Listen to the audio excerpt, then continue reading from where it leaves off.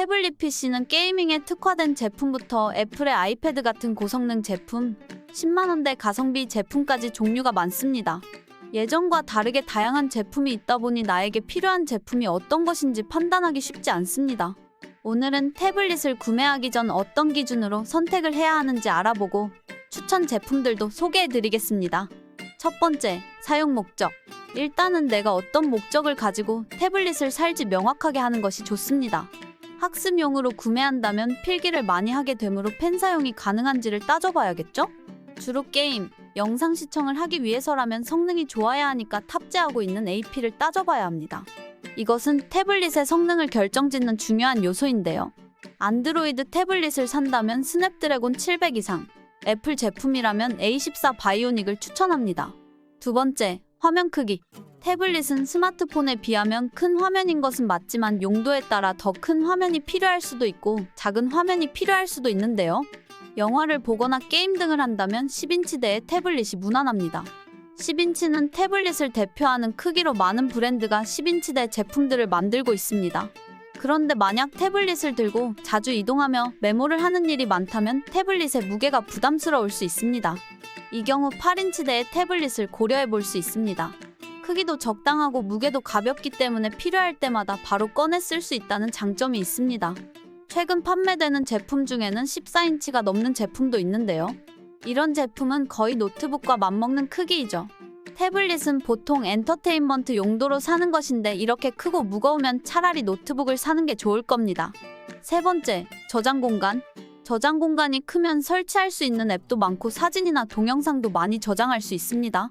그런데 저장 공간이 크면 그만큼 가격이 비싸질 수밖에 없습니다. 이 저장 공간으로 인한 가격 차이가 수십만 원에 달하기 때문에 저장 공간은 신중하게 고르는 것이 좋은데요. 태블릿은 대부분 앱이나 이미지, 영상 등의 저장을 주로 하기 때문에 대용량 영상과 사진, 앱을 설치할 것이 아니라면 32기가도 무난합니다. 왜냐하면 태블릿은 스마트폰만큼 많은 앱을 설치하지도 않기 때문입니다.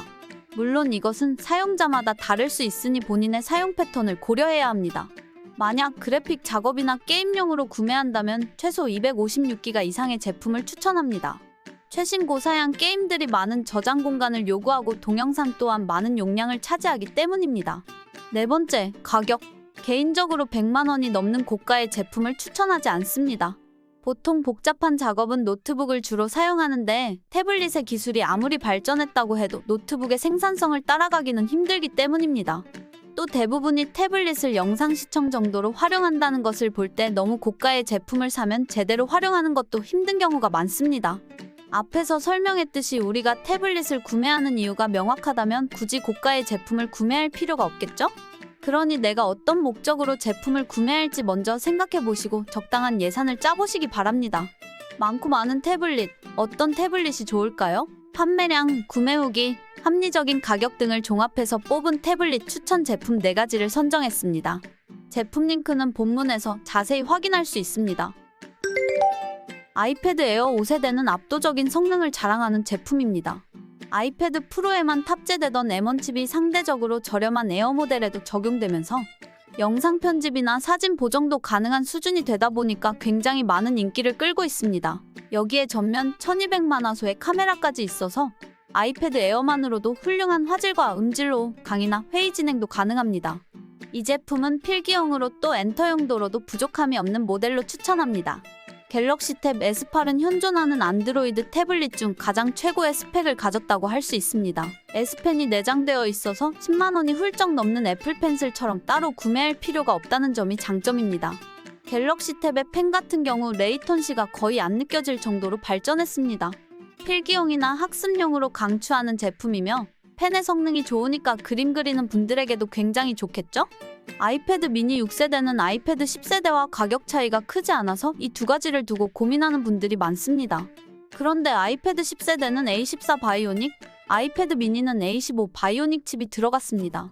이 두 AP 간의 성능 차이는 20% 정도까지 나기 때문에 성능이 필요한 게임 용도로 구매한다면 아이패드 미니 6세대를 추천합니다. 거기다 293g의 무게로 가볍고 두께도 얇아서 한 손으로 잡고 쓰기에 좋습니다. 그래서 엔터테인먼트용으로 추천합니다. 하지만 학습용으로 쓴다면 작아서 사용하기 불편한 감이 있습니다. 레노버 P12는 가격만큼은 정말 최고라고 할 수 있습니다. 대신 이 제품을 게임용이나 무거운 작업용으로 사용한다면 만족하긴 힘듭니다. 이 제품은 성능이 크게 필요 없는 유튜브나 넷플릭스 시청용으로 산다면 정말 더없이 좋은 가성비 제품입니다. 이 제품이 이렇게 저렴한 것은 국내에 정식 발매가 된 것이 아니라 중국 내수용 제품을 직구하는 것이라 더 저렴한 것인데요. 그래서 한글화 작업 등 약간의 불편함을 감수해야 하는데 이런 것들이 크게 상관없다 하시는 분들에게 추천합니다. 초기 세팅의 번거로움만 제외하면 이 가격대에서는 정말 뛰어난 디스플레이 품질과 스피커, 그리고 소프트웨어 최적화와 마감을 가지고 있는 태블릿입니다. 오늘 정리한 자료들을 확인해 보시고 구매하는 데 도움이 되었기를 바랍니다. 감사합니다.